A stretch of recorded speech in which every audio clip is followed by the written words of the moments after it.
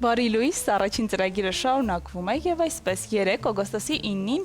գրող Սփյուռքահայ գրող հրապարակախոս Հակոբ Կարապետցի ծննդյան տարեդարձն էր եւ այժմ մենք բուրըն անդրադարձ ենք ունենալու Կարապետցի կենսագրությանն ու ստեղծագործական գործունեությանը եւ այդ հարցում մեզ օժանդակելու է եկել մեր հյուրը Համահայկական գրողների միության նախագահ եւ գրականագետ Աբգար Ափինյանը։ Բարի լույս, պարոն Ափինյան։ Բարեցես։ Պարոն Ափինյան, Կարապետցի կենսագրական տվյալներում իբրև ծննդյան օր հիշատակվում է նաև սեպտեմբերի 8-ը։ Ինչու է այս երկբայությունը առաջացել։ Ասեմ, որ յուրաքանչյուր գրողի կենսագրության մեջ դուք նման փաստերի կհանդիպեք կապված ծննդյան օրվա, անգամ տարվա հետ կապված։ Համոսահյանը 1914-ին է ծնվել, թե 1915-ին։ Կա նաև վարկած, որ ընկերները Շիրազը Խանզադյանը համոզել են ծննդյան տարին փոխել է Համոսահյանը զիջել է, ինչպես միտպես որ դա շատ սովորական բան է։ Օգոստոսի 9-ը Կարապետցի ծննդյան օրը։ Կարող եք ներկայացնել Կարապետցի։ Գիտեք, ես մի բառով պիտի ասեմ, հայրենիքին նվիրված հոգի։ Իր ամբողջ կենսագրությունը բուրըն ծառայություն էր Հայաստանին։ Ինքը Հայաստանում եղել է, այցելել է Հայաստան, սակայն իր ողջ կյանքը ապրել է Սփյուռքում, ծնվել է Թավրիզում, Իրանում եւ իր ծննդավայրի այս ջերմությունը, այս ուժեղ կամքը, անպայման արտահայտությունը գտավ իր մարդկային բարոյական նկարագրի մեջ, որտեղ էլ որ աշխատել է, մտածել է Հայաստանի հզորացման մասին, անգամ վերջին գիրքը, որ տպագրվեց 1994-ին, դա ուղերձ էր ու պատգամ Հայաստանին։ Ինչպես էր գիրքը կոչվում։ Ուրեմն գիրքը կոչվում է «Մի մարդ ու մի երկիր», վերջին հատորը, իմ սիրելի բարեկամի, իմ ուսուցչի, մեծագույն գրողի, Սփյուռքահայ գրականության ադամանդի «Մի մարդ ու մի երկիր» կանգնած Հայաստանի առջև խոսում է իր երկրի հետ։ Դա Կարապետցի վերջին խոսքն էր, պատգամը իր հայրենիքին։ Կարապետցը սովորել լրագրության ֆակուլտետում, այնուհետև անցում կատարել հոգեբանական ֆակուլտետին, հոգեբանությունն է ուսումնասիրել։ Ինչ ընդհանրություն կա այս մասնագիտությունների մեջ կամ գուցե այդ տարիները խելացնորեն էին արել Կարապետցին ու որոշել այդպես բորբոքել։ Շնորհակալ եմ, հարցի համար իրենից է գալիս։ Ինքը խենթանում էր մարդկային հատկապես կնոջ հոգեբանության համար։ Իր գրականությունը այդ որոնումն է հոգու գաղտնիքների, փորձել է իր գրականության մեջ արտահայտել դա, ահա թե ինչու հոգեբանությունը Կարապետցի տարերքն է։ Ինքը ի վերջո թեպետ լրագրությամբ երկար տարիներ Ամերիկայի ձայնի հայկական խմբագրության վարիչն է եղել, Վաշինգտոն, սակայն իր կյանքի բուն գործը գեղարվեստական գրականությունն էր Արձակը, որտեղ հոգեբանական տարրը առաջնահերթ տեղ է զբաղեցնում։ Այստեղ մի գիրք տեսա, որտեղ որ մակագրված էր։ Ինչ գիրք էր դա եւ ինչ առիթով է տեղի ունեցել։ Ամեն ինչ սկսվեց այս գրքից։ Միջնարարից։ Այս գրքի մասն է խոսքը։ Ոչ, միջնարարից։ Միջնարարն է։ Մակագրություններ շատ կան, հիմա կասեմ ինչու են մակագրված։ 80-ական թվականների վերջին ես գրքասեր երիտասարդ համալսարանի նոր դասախոս, որ խենթանում է գրքի համար եւ շաբաթներ, տարիներ, ամիսներ կուզեի անցկացնել գրքերի հետ, իմ ուսուցչի ակադեմիկոս Էդվարդ Ջրբաշյանի գրադարանն էի քրքրում, հայտնաբերեցի սա։ Գիրքը ինձ գրավեց, կարդացի մակագրությունը Է Ջրբաշյանին սիրով ու սկսեցի կարդալ առաջին պատմվածքը, դղյակը։ Ուշ չի եկա պատմվածքը ավարտելուց հետո։ Այնպես էր ինձ տարել իր հետ, ես կորցրել էի ժամանակի զգացողությունը ու հասկացա, որ մինչև այդ գիրքը չավարտեմ, ես չեմ կարող ազատագրվել ինձ տիրած այդ զարմանալի մոլուցքից, իմանալու ինչ է ասում միջնարարը։ Սիրահարվեցի գրքին, հեղինակին եւ 1 տարվա ընթացքում 3 հոդված եմ տպել մի մարդու մասին, ում չեմ ճանաչել, Հակոբ Կարապետ։ Այնքան էր իմ սերը հախուռն մոլեջին իսկական։ Շուշացավ նաև Կարապետցի նամակը, երկար տարիներ նամակագրական կապ ենք ունեցել, այս բոլոր հատորները, որ դուք տեսնում եք եւ էկրանին տեսնում են հեռուստադիտողները, ինձ նվեր ուղարկած գրքերն են։ Իր մակագրությունները այնքան պարտավորեցնող էին, որ երիտասարդ գրականագետը, որ ես էի, երիտասարդ գրական քննադատ աշխատում էր լինել այնպիսին, ինչպես ինձ պատկերացրել է Հակոբ Կարապետցը։ Ասում էր դու պիտի լինես հայ մշակույթի անխոնջ, պահակ, հոգու քարտեզագրող, գրականագիրից պահանջում էր, որ հոգի քարտեզագրեմ, ներհուն մտավորական։ Ես աշխատում եմ լինել այնպեսի, ինչպես ինքը ինձ պատկերացնում էր, ասում են առաջին գրական քննադատներից եմ եղել, որ գրել եմ Հակոբ Կարապետյանի մասին անկախության տարիներին, եւ այդ բարեկամությունը շատ ինձ համար կարեւոր եղավ, որովհետեւ ես ճանաչեցի վեհությունը գրականության մեջ։ Իրենից հետո ես նվնվան ձայներ չեմ կարողանում լսել։ Երբ մարդը չունի այդ ասպետական վեհությունը, հատկապես տղամարդը ակնկալում որ յուրաքանչյուր տղամարդու մեջ այդ ասպետական վեհությունը լինի, ինչ որ ինքը դրեց իր գրականության մեջ եւ այդպես նվաճեց հայության բոլոր սրտերը, իրեն գնահատում են բոլորը։ Կարապետյանի շատ ստեղծագործություններում մենք տեսնում ենք հայրենազուրկ հայերի ցայտնոտը, խառնաշփոթությունը, ինչ ուղղվածություն ունեն Կարապետյանի երկերը հիմնականում եւ ինքն է ասում, չէ, որ դժբախտ եղավ մեր սերունդը, հայտնվել էինք երկու աշխարհների արանքում, որովհետեւ հինը հանդուրժել չկարողացանք, իսկ նորը կերտելու համար զեկուցում չունեինք։ Ու շատ հետաքրքիր մի հատված, որ ասում է մի տեսակ աքսորիալ մեր տան մեջ, մեր հոգիների մեջ։ Իր երկերում այդ ամենը ամփոփված է իհարկե, բայց ուղղվածությունը, հիմնարար ուղղվածությունը ո՞րն է իր ստեղծագործությունների։ Եթե Կարապետյանը ձեզ լսել պիտի հիանար, որովհետև դուք նկարագրեցիք այս գիրքը։ Սա Կարապետյանի ստիպն է 1970 թվական անծանոթ հոգիներ։ Ես ինչ գործ ունեմ այստեղ։ Ինքը Թավրիզից Իրանի Իսլամական Հանրապետությունից տեղափոխվեց Միացյալ Նահանգներ, ասացի Ամերիկայի ձայնի երկարամյա հայկական բաժնի խմբագիր, լրագրական աշխատանք ու միշտ գրող հայրենասեր, հայրենապաշտ հոգի, անծանոթ հոգիները իշ տառապանքներ։ Ես ինչ գործ ունեմ այստեղ։ Այս պատմվածքի մեջ անծանոթ հոգիներ գրքում համանուն պատմվածքը, որը շատ կարևոր տեղ ունի եւ ձեր այս խոսակցությունը որ բացեցինք, դա է արտացոլում ամերիկյան երկնաչերերի արագ շարժվող այդ ընթացքների մեջ երկու հոգի հանդիպում են իրար, երկու տարաջիր ու ասում է ես ինչ գործ ունեմ այստեղ, ինքը իր տեղը չի գտնում կյանքում եւ այստեղ ամեն օր մարդիկ մեռնում են մահից առաջ, քանի որ թողել են հայրենիքը։ Ահա այս տառապանքից սկսվեց Հակոբ Կարապետյանը եւ ես որ իր բոլոր գրքերը կարդացել եմ, իր բոլոր գրքերի մասին գրել եմ եւ շատ ողջավորված եմ, պետք է ասեմ, որ այս հարցին ինքը փորձեց պատասխան տալ։ Եթե մենք անծանոթ ենք, մենք ինչ գործ ունենք այստեղ։ Մեր հաջորդ քայլը ի՞նչն է լինելու։ Ահա սա էր, որ Կարապետյանը փորձեց պատասխանել իր հաջորդ գրքում մի հրաշալի հատոր նոր աշխարհի հին սերմնացանները։ Եթե նոր աշխարհում ենք ապրում, մենք պիտի դառնանք հին աշխարհի սերմնացաններ, այն ավանդույթները, որ մեզ շարանջել են։ Մի հրաշալի պատմվածք, որը խենթանալու արժեք ունի իշխան Փիլիպոսի վերջին բաղձանքը, հայ ծերունին տարիքն առած արդեն մահանում է, ու քանի որ Գերդաստանը իմանում է, որ հայրը մահանում է, հավաքվում են բոլորը։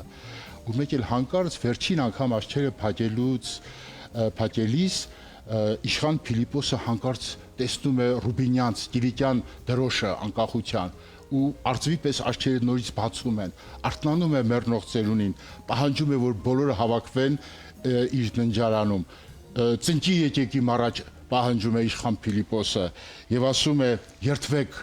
երթվում ենք, պատասխանում են իր զավակները, դուստրերը, տղաները,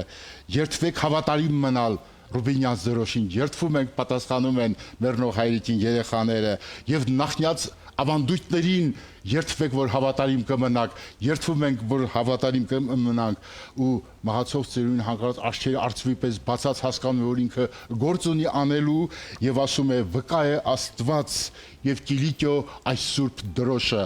ու հետո զարմացած ընտանիքի անդամները պարզում են, որ բոլորին մտադիր է իշխան Փիլիպոսը մահանալ եւ ողջավորված ազգային այս ոգուց թև առած ծերունին ասում է բերեք կանչեք այստեղ իմ թորներին, ուզում է այդ ոչին կորովը Կիլիկյան անկախ Հայաստանի այդ падգամը փոխանցել նաեւ թորներին, այսպես հաղթեք մահվան անծանոթ հոգիներից անցում ինչպես նոր աշխարհի հին սերմնացաններն։ Սա Հակոբ Կարապետյանը երևի դուք նկատեցիք ամեն գրքում դրված է մի շատ մեծ գաղափար։ Շատ մեծ գաղափար եւ յուրաքանչյուր գրքից անցում կա հաջորդ գլխին, որտեղ պատասխան է փորձում տալ իր նախորդ գրքում եղած հարցումներին։ Օրինակ Միշնարարը, որը ես շատ եմ սիրում, Միշնարարը արձանագրեց մեր ժամանակի ողբերգությունը։ Տեսեք ինչ է ասում Միշնարար պատմվածքում, Աստված մեռել է, մարդիկ են սպանել Աստծուն։ Այդ մեր ժամանակի ողբերգությունը, որը Կարապետյանը շատ լավ տեսնում էր եւ շատ կարեւոր գաղափարներ ունի ինքը։ Պարոն Ափինյան, մի հարց եմ ուզում ուղղել ձեզ, առհասարակ գրականությունը յուրաքանչյուրիս կյանքում շատ կարևոր դեր է կատարում, շատ կարևոր։ Եվ ինձ հետաքրքիր օրինակ ինչպիսին էր Կարապետյանի միտքը ըստ ձեզ եւ ինչ կա որ դեռ չի ասվել։ Եվ դուք կցանկանայիք դա գոնե ինչ-որ չափով շարունակել եւ լրացնել։ Անշուշտ, որովհետեւ իմ ընկերն է, իմ ուսուցիչը, բազմաթիվ նամակներ էին զուգարկել, ասեմ որ ողջավորված որ սփյուռքահայ մեծ գրող ընկեր ունեմ, պատիվ է, չէ, երիտասարդ, առաջին քայլերը անող քննադատի համար, անկարծ աշխարհի նշանավոր գրողը քո ընկերն է, քեզ ասում է հայ մշակույթի անխոժ պահակ եւ այլն։ Ես շատ փորձեցի որոնել ինքը ինչ է ուզում ասել եւ տեսա որ այդ միտքը շատերի մեջ կա բոլորն են ցանկանում հասկանալ Կարապետյանին եւ ես հիմա առիթ օգտագործել պիտի ասեմ որ եկող ամիս սեպտեմբերի 23-ին Երևանում պիտի տեղի ունենա մեծ գիտաժողով նվիրված Հակոբ Կարապետյանին գիտաժողովը կազմակերպել է համազգայինի հայաստանյան մասնաճյուղը եւ ես վստահ եմ որ սեպտեմբերի 23-ի այդ գիտաժողովը պիտի դառնա կենտրոնական ու գլխավոր դեմքը հայ մշակութային կյանքում իսկ թե ինչ էր ուզում ասել Կարապետյանը ինչ կա որ ամենից կարևորը իմ կարծիքով դա այն է ինչ որ ինքը ասաց ազնիվ վայրենին էսեյում ազնիվ վայրենին ժամանակակից մշակույթը աղճատվել է ասում էր Կարապետյանը ժամանակակից մշակույթը կորցրել է իր մարդկային նկարագիրը գործարար աշխարհ բիզնես շահեր սրանք փչացրել են մշակույթի անկեղծությունը պետք է վերադառնալ ազնիվ վայրենու կամքին պիտի հայտնվի նա այդ ազնիվ վայրենին ում գիրքը գիրք է սերը ատելությունը եւ դրանց խառնված չէ ոչինչ կոմպրոմիսի չգնացող հոգի ահա Հակոբ Կարապետյանը ես նման մտքեր շատ կարող եմ բերել իր գրքերից որովհետեւ ասում երբ որ թերթում եմ իմ նշումներն եմ նայում տեսնում եմ ամեն էջում մի հայտնագործություն սա աշխարհի հետ խոսող հզոր հոգի է սա մեծություն է սա սփյուռքահայ գրականության առաջին դեմքն է Պարոն Ափինյան, եկեք այսպես անդրադարձ կատարենք նաև կնոջ կերպարին իր ստեղծագործություններում, այդ առեղծվածային էակին Կարապետյանը այնքան էսթետիկ ու էլեգանտ է նկարագրում իր երկերում, որ իսկապես կարդալիս դու նախ եւ առաջ պատկերացնում ես այդ կնոջը եւ հետո արդեն իսկ հիացմունք ու հրապուրվում ես այդ կնոջ կերպարներով իր երկերում։ Եվ ես հավելեմ նաև շատ կարևոր է, որ կարողանում ես կարդալ ու արդեն վիզուալ պատկերացնել թե ինչի մասին ես կարդում եւ կնոջ կերպար ես ինքդ քո մեջ ստեղծում արդեն։ Գինե Կարապետյանի գրականության առանցքն է։ Մասիսայի մասին խոսի, Զանգեզուրի մասին խոսի, հայաստանյան իրադարձությունների մասին խոսի, հայտնվում է կինը եւ երջանկության շատրվաններ են երկնքից իջնում մարդու վրա։ Բոլոր տղամարդիկ ուժեղ են կանանցով Կարապետյանի գրականության մեջ։ Եվ առհասարակ Այո։ Իսկ ձեր կարծիքը այդ հարցի շուրջ ինձ արդեն շատ հետաքրքիր է սա։ Այո, ես շատ հետաքրքիր կարծիքներ ունեմ կանանց մասին։ Այդ գաղտնիքը սորերում Լև Տոլստոյից։ Լև Տոլստոյը մի անգամ ասել է. «Երբ մի ոտք լինի գերեզմանում, ասելու եմ ամբողջ ճշմարտությունը կանանց մասին»։ Այնպես որ սպասենք հետո մենք իսկ կինը Կարապետյանի գրականության մեջ ասում եմ մի շատ կարևոր դեր է կատարում կերպափոխել տղամարդուն սա կնոջ դերն է մեր նախնիների ստվերները հրաշք հանճարեղ պատմվածքի մեջ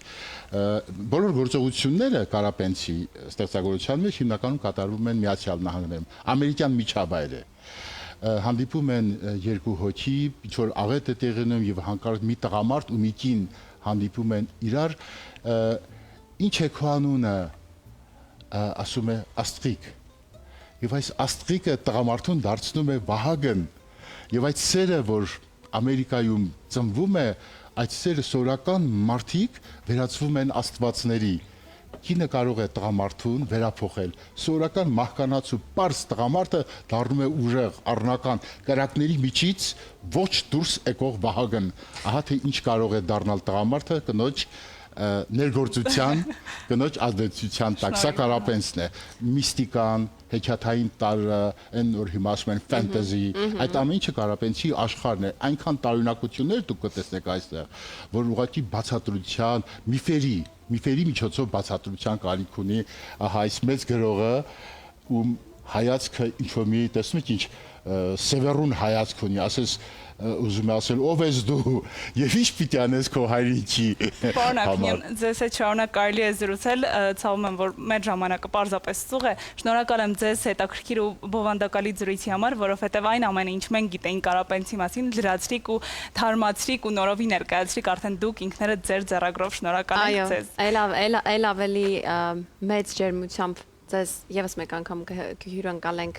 մեր տաղավարում, որովհետև իսկապես շատ կարևոր է գրքերի մասին խոսելը եւ տեղեկացնել նաեւ հեռուստադիտողներին, որովհետև շատերը գուցե եւ տեղյակ չեն եւ մենք փորձենք արձանագրել բոլոր փաստերը։ Շնորհակալ ենք, որ մեր տաղավարում։ Ես էլ եմ շնորհակալ, ես էլ վերջում պիտի ասեմ, որ